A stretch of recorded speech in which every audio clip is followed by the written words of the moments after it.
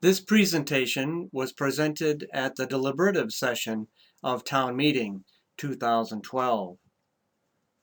George Sterling, I am here this evening to petition the voters of Peterborough to return to the practice of appointing the Planning Board and Zoning Board members by selectmen. We were promised 7 years ago that the process of electing these important town government positions gave the voters more say, more control, and more choice.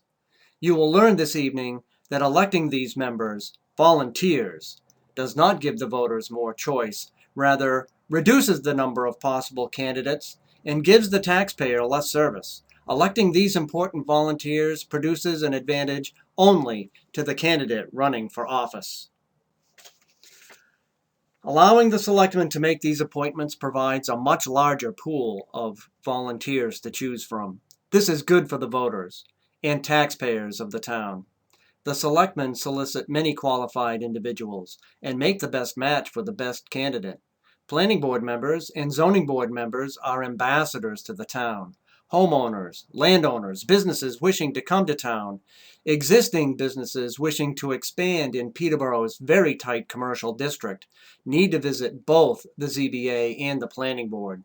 The interaction between these board members and applicants is often the only experience of town dealings most people will ever have. So the impression and the way the board members present themselves is the way the entire town is perceived. We must be certain that this impression is a good one. I've talked to a lot of board members, past and present. Most of them don't like the idea of having to run an election campaign to be a volunteer. So having to run a campaign would never consider volunteering for the planning board or the zoning board. I ask you, would you run an election campaign to volunteer on the zoning board or planning board? I know I never would have considered being on the planning board without the invitation from Selectman Gordon Kemp. I was honored to be considered. The selectmen spend more time vetting candidates than the voter. The selectmen discuss the needs of each board, make requests, hold volunteer open houses, conduct interviews, and reevaluate members at the end of each term. Perhaps the planning board does not have a real estate agent. The selectmen look into different sorts of disciplines, balance the board with a new member that has a different skill set. The selectmen look for even-tempered, unbiased, and open-minded individuals that will represent the town fairly. We elect the selectmen to act and make town decisions for us. Let's give them back the job of appointing members to the planning board and zoning board. They produce more choice. A voter may or may not see the article about candidates in the Monadnock Ledger. If they don't, their information is limited to name recognition at the ballot box. Essentially, a popularity contest. Or they vote for the only candidate on the ballot.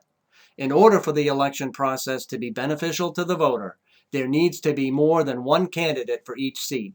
In other words, it needs to be a healthy competition in order to give the voter choice. The town clerk's office reports the number of seats and the number of candidates for each election. As I mentioned, there needs to be at least 2 candidates for each seat. In 4 out of the last 5 elections, there's been a lack of competition at the ZBA ballot box.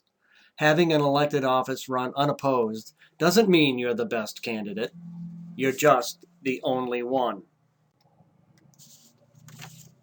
In 4 out of the last 5 elections, all of the candidates for the planning board were shoo-ins. All they had to do was sign up, and they were guaranteed to be elected. There was no vetting, and in a sense, the election is rigged if you are guaranteed to win. So I ask, who does a better job of vetting for the planning board and the zoning board? The answer has to be the selectmen. By your vote, the selectmen run the town. They see the needs specifically. They solicit volunteers. They interview them. They vote for the best candidate. They make a match. So I ask the voters to vote yes on my petition articles so that we can be absolutely certain that we get the best candidate for the position. Here's a copy of last year's advertisement seeking candidates for 6 empty seats on the planning board. The selectmen understand the need for qualified seats being filled at both the zoning board and the planning board and would never allow these seats to go empty. By the way, With the elected process, it is the responsibility of the planning board and the zoning board to fill their own empty seats by their own appointment. No voter has any input or review. This is not a good idea. The selectmen go out of their way to produce a balanced board by filling seats from diverse individual backgrounds. For example, you wouldn't want a planning board dominated by building contractors or land developers. You wouldn't want the zoning board dominated by wetland specialists or local businessmen. No. You would want one of each and then add a teacher, a mechanic, a housewife, a doctor. That provides balance. And that is what the selectmen did in the appointment process for 35 years. Under the laws of the election process, individual boards make their own appointments to fill empty seats. It is only human nature to invite people into your group who you know and who think like you do. This makes for an unbalanced board. Appointments need to be made by the selectmen because they stand aside and see to it that a balanced approach is achieved in order to meet the needs of the town. The Planning Board and Zoning Board of Adjustment are two of the most important working boards for any town. The functions of these boards are critical to every household, every business, and every nonprofit organization in Peterborough. Both boards are involved in land use, what you can and what you cannot do with your property. These boards can dictate adjustments to your plans in order to allow you to do what you want to do with your property. These decisions made at these boards are affecting your property taxes. Do you know how much influence these two boards have on new businesses coming to town, or existing businesses wanting to expand, or how many homes can be built on a lot, or what you can do with a substandard lot?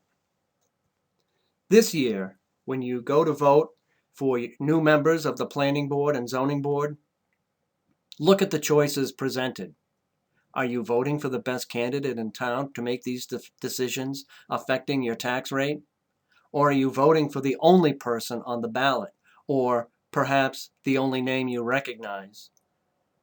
I encourage you to vote for these two petition articles so that the selectmen can appoint qualified and thoughtful candidates to both of these boards and give you better service. Thank you.